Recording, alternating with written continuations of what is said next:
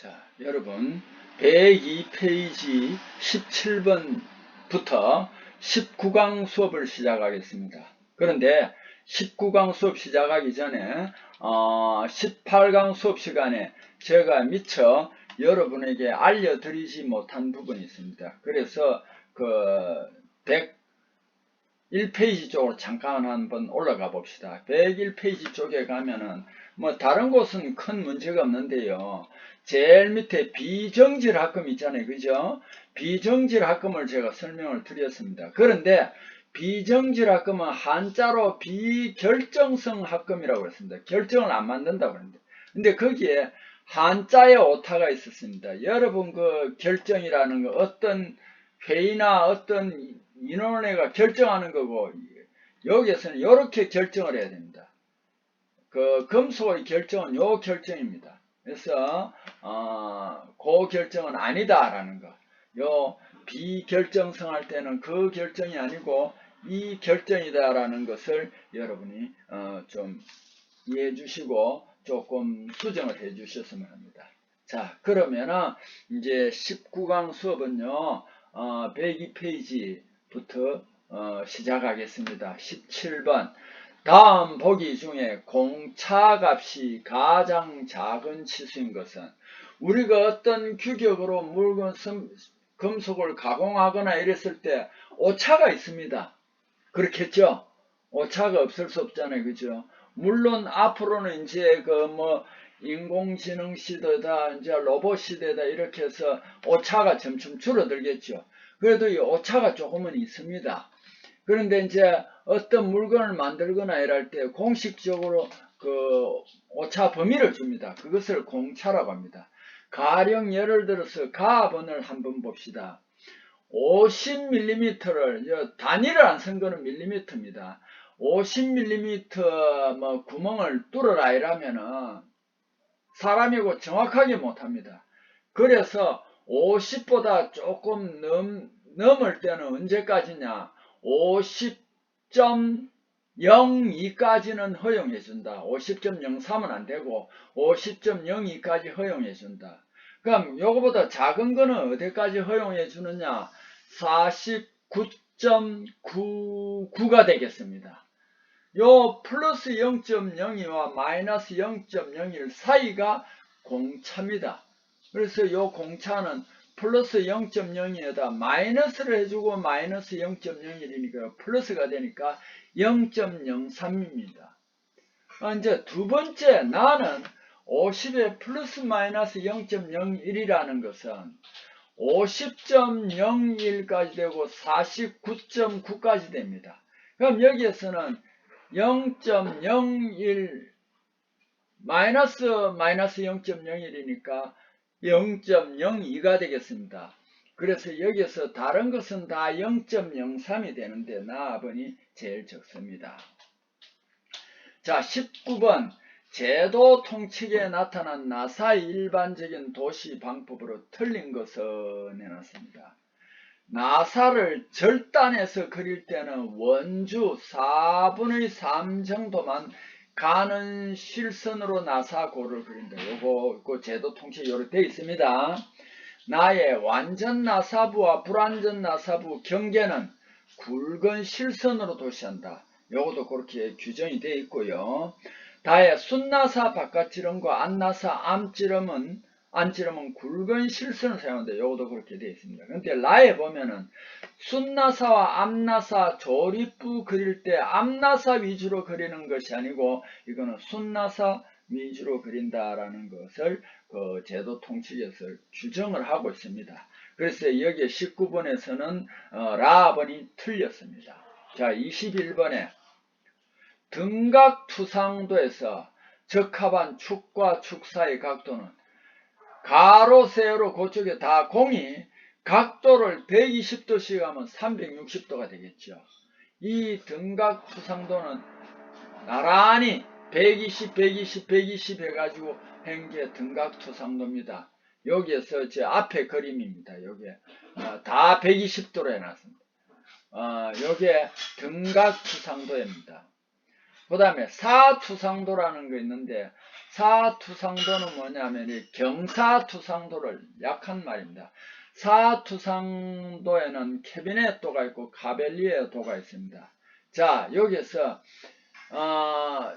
사투상도라는 거는 뭐냐면 경사투상도입니다. 이거는 한쪽만 각도를 이제 주는 거예요. 여기서는 몇 도를 주었냐면 45도를 주었습니다. 그래서 한쪽만 각도를 주세요. 이게 경사투상도입니다. 등각투상도는 나란히 전체를 120도로 준 거예요. 그래서 등각수탁이 이렇고, 그 다음에 또 여기 이제 참고로 정투상도라는 건 뭐냐면 그대로 보는 대로 그린 거예요. 요거는 뭐냐면은 이게 삼각법. 요걸 요대로 봐가 요게 평면도고 요게 정면도고 요게 측면도입니다. 근데 제1각법은요, 이 정투상도에는 삼각법하고 일각법이 있는데, 일각법은 조선소, 영국하고 또 독일 같은 데 썼습니다. 실제로요, 이게 여러분 참 건데, 영국이요, 한때는 모든 산업혁명의 기초가 기본이 되는 나라예요. 해가 지지 않는 나라였어요. 타이타닉호 여러분 들었죠? 어디 영국에서 만들었어요. 그래서 영국이 한때 조선소 세계 1위였어요. 우리나라가 1970년에 정주영 명예회장이 울산에 조선소를 지을 때 뭐냐 하면은 영국의 협조를 받아서 울산에 조선소를 지었어요. 근데 지금은 어떻습니까? 영국의 조선소 이름도 없습니다. 우리나라가 아직까지는 뭐 이제 그 다음에 일본이 또 조선소 세계 강국이었어요. 그럼 우리나라가 최고 강국이었는데 요즘은 지금 올해 보니까 중국이 워낙 이제 가성비가 좋고 물량을 많이 하다 보니까 우리나라가 지금 요즘은 중국의 조선에서도 많이 밀리더라고요. 어쨌든 이렇습니다. 정투상도는 그대로 본 그대로 이제 그림을 그렸는데 제3각법과 일각법이 있습니다. 우리나라 규격에서는 삼각법을 많이 쓴다는 거 알아두고, 투시투상도라는요, 여러분 어디 가면 건물 같은 거 이제 나타낼 때 있잖아요. 이렇게 소점에가 이렇게 경사지게 이렇게 그려놓은 거, 요것을 우리는 뭐라고 하냐면은 투시투상도라고 합니다. 그 다음에 103페이지에 멀고 가까운 거리감을 느낄 수 있도록 한 개의 시점과 물체의 각점을 방사선으로 이어서 그리는 투상법, 조금 전에도 했지만 이게 투시투상법이에요. 소실점 이용하여 물체 원근감 나타내도록 그리며 시각적으로 가장 자연스러운 그림 그려 건물 완성되었을 때의 모습을 그린 조감도 등에 많이 사용됩니다.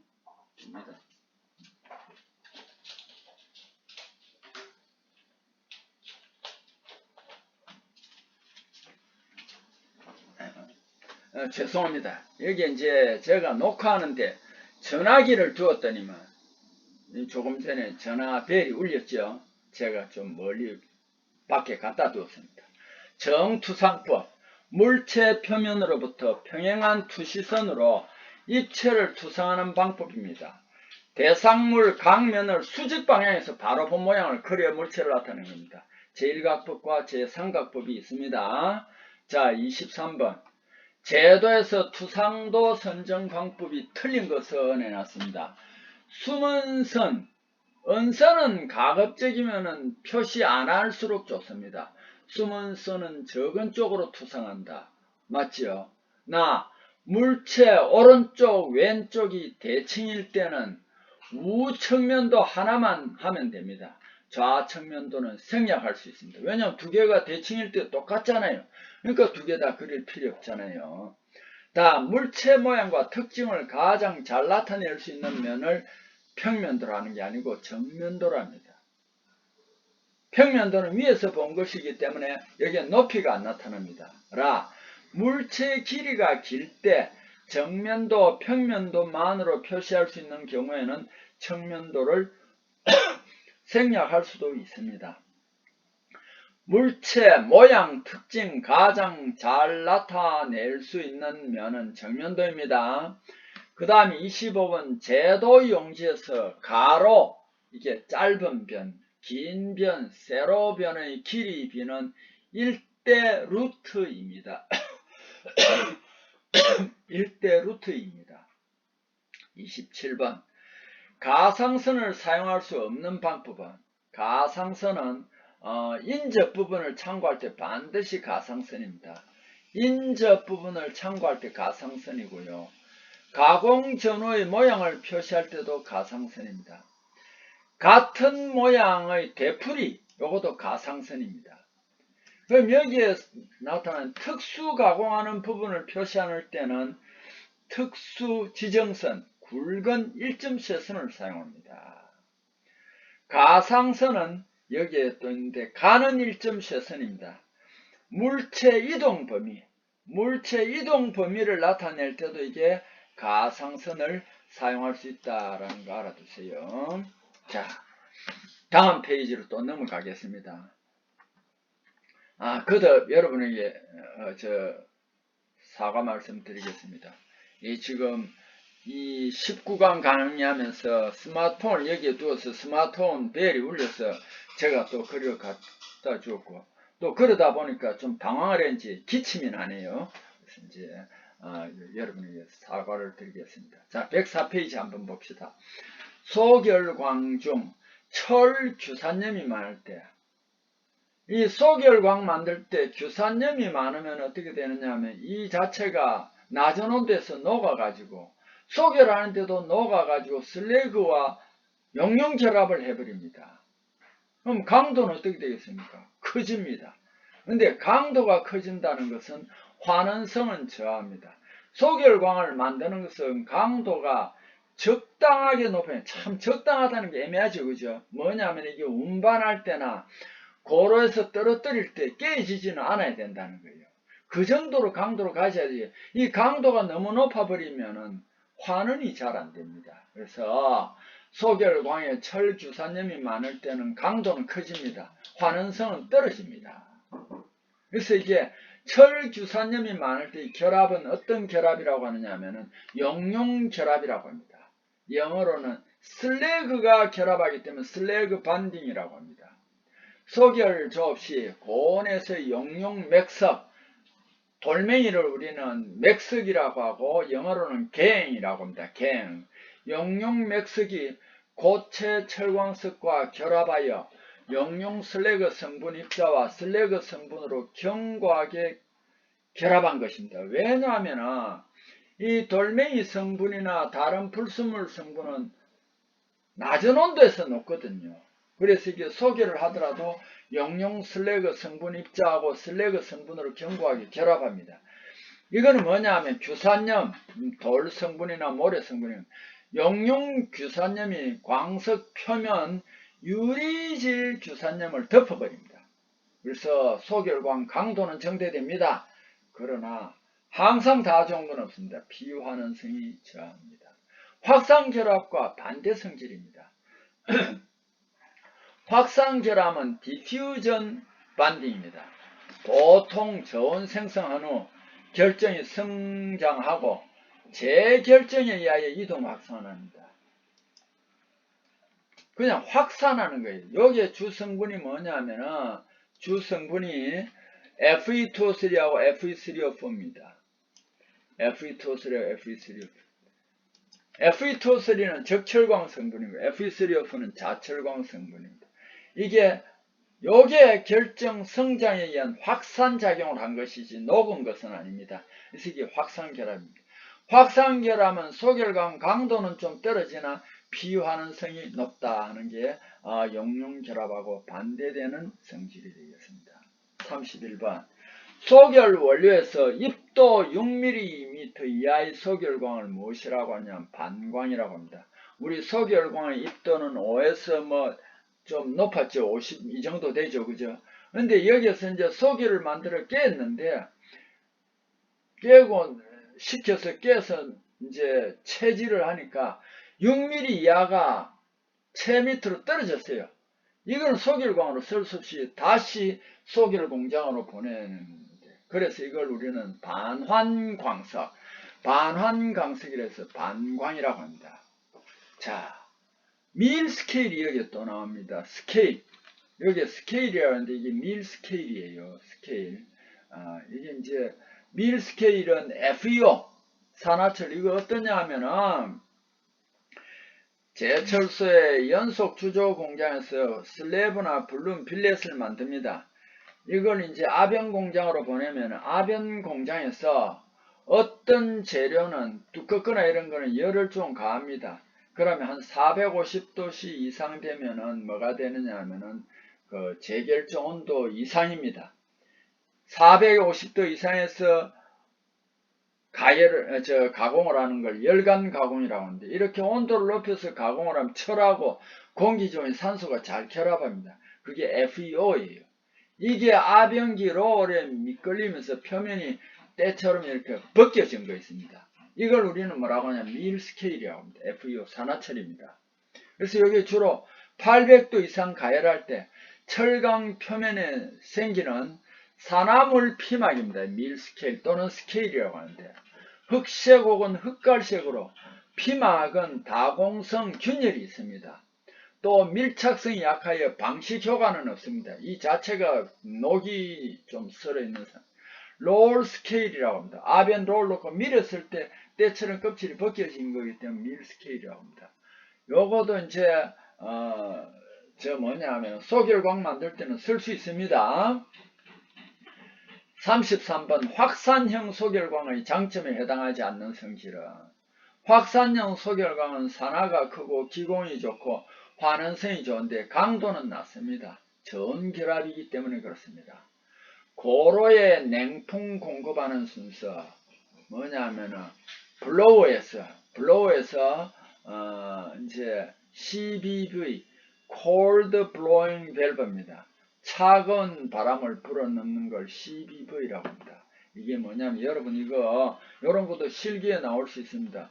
고로에 그냥 차가운 공기를 불어넣으면은 그 열 효율이 떨어질 거 아닙니까? 그래서 어떻게 하느냐 하면은 열풍로가 부대 시설이 있습니다. 거기에 공기를 이렇게 불어넣어 주면, 공기를 블로워를 작동해서 공기를 불어넣어 주면 이 공기가, 차가운 공기가 CBV를 통해 가지고 어디로 들어가냐면 축열실로 들어갑니다. 열풍로에도 축열실하고 연소실이 있는데, 그럼 여기서 연소실로 가고 연소실에서는 연소를 합니다. 어떻게 연소를 하느냐, 저 고로에서 우리가 철광석을 녹였을 때 온도가 높은 CO 가스나 이런 게 올라갑니다. 이 BFG입니다. 고로가스입니다. 이걸 버리지 않고 두었다가 여기에 열풍로에 이제 공급을 하는 거예요. 그럼 열풍로가 차가운 공기를 데우면 온도가 올라가겠죠. 이 연소실에서. 이게 이제 뜨거운 게 어디로 또 들어가냐면 혼냉실에 들어가고, 그 냉각, 그냥 상온의 공기와 뜨거운 공기가 섞입니다. 섞여가지고 이게 어디로 가느냐면 HBV, 그러니까 Hot Blowing Valve, 뜨거운 이제 공기가 된 거예요. Hot BV. 여기를 통해 가지고 어디로 가냐면 고로 밑부분에 보면 관이 둥글게 있습니다. 이걸 열풍 환상관이라, 환이라는 것은 한자로 둥글 환자입니다. 상은 상태입니다. 둥근 상태로 만든 관을 통해 가지고 풍부를 통해 가지고 고로에 들어갑니다. 요 순서도 여러분이 꼭 좀 알아 두어야 합니다. 자, 그 다음 페이지로 넘어가겠습니다. 105페이지. 소결조업에서 감산할 때 감산 조치가 아닌 것을 내놨습니다. 자, 여기에 이제 배풍기를 먼저 봅시다. 배풍기는 뭐냐면 요거 앞부분에서 한번 설명했습니다. 공기 그 밖의 기체를 5개로 배출하기 위해 사용하는 일종의 송풍기입니다. 배기 팬 혹은 송풍기입니다. 우리 에어컨 하면은 실외기와 같다고 보면 됩니다. 댐퍼는 뭐냐면 덕트 내에 설치하여 송풍량을, 바람을 불어 넣어주는 걸 조절해 줍니다. 바람을 많이 불어넣어 주면 소결이 잘 되겠죠. 이 조절판이 댐프입니다. 덕트가 방화벽, 방화구역을 관통할 때는 그 부분에 방화 댐프를 부착해야 됩니다. 조절해 줘야 되기 때문에. 순환하는 공기 방향, 속도, 양을 조절하기 위하여 도관 내에 설치된 수동 혹은 자동식 장치입니다. 근데 여기에 보면은 소결을 줄이려면 주 배풍기에 있는 댐퍼 문을 좀 닫아주면은 소결이 느리게 되겠죠. 맞습니다. 장입 청후, 이게 소결하고자 하는 가루 철광석이나 석회선의 높이, 이걸 청후라고 합니다. 청후를 높이면요, 한 번에는 생산이 많이 되겠지만 하루에 하는 생산 횟수는 굉장히 줄어듭니다. 그래서 장입 청후를 높여버리면은 소결 양이 줄어듭니다. 그 다음에 앞장입, 이 장입 청후를 꽉 눌러세요. 눌러가지고 앞장입에가 장입 밀도를 높여버리면 이것도 이제 소결이 조금 더디게 됩니다. 미분 원료 배합비를 적게 한다. 미세한 분말 원료 배합비를 적게 하면은 이게 뭐냐 하면은 감산이 안 됩니다. 자, 이런 거 정산이 됩니다. 자, 37번. 고로 조업할 때 주열은 코크스 발열량, 이거는 뭐 달리 방법이 없습니다. 6,500, 7,500 킬로칼로리다. 이거는 뭐 여러분이 그렇게 알아두시는 수밖에 없고요. 39번. 소결 원료로 사용되는 MgO, SiO2 공급원에 해당하는 재료, 여기에 사문암입니다. 사문암. 사문암 꼭 알아두세요. 여기는 반드시 뭐냐면 다른 거는 필요 없는데 마그네슘이 풍부합니다. 예, 사문암 알아두세요. 이 마그네슘은 그리고요, 여기 사문암에 많이 포함되어 있습니다. 자, 41번. 아변에서 생긴 부산물로 소결에 주로 사용하며 소결 도중 격심한 산화를 받아 발열 반응을 일으켜 붕코크스비를 감소하는 효과를 주는 원료는 뭐냐 하면은 이게 밀스케일, 그냥 스케일이라고 해놨죠. 산화철 FU입니다. 아변 공정에서 생긴 산화철입니다. 43번. 소결광 품질에 악영향 끼치고 고로 슬래그 점성 높여주는 물질은 여기에 AL2O3가 다양하게 많이 나옵니다. AL2O3다 하는 거 알아두시고요. 자, 이렇게 해서 또 19강 수업을 마치겠습니다. 자, 여러분 수고했습니다.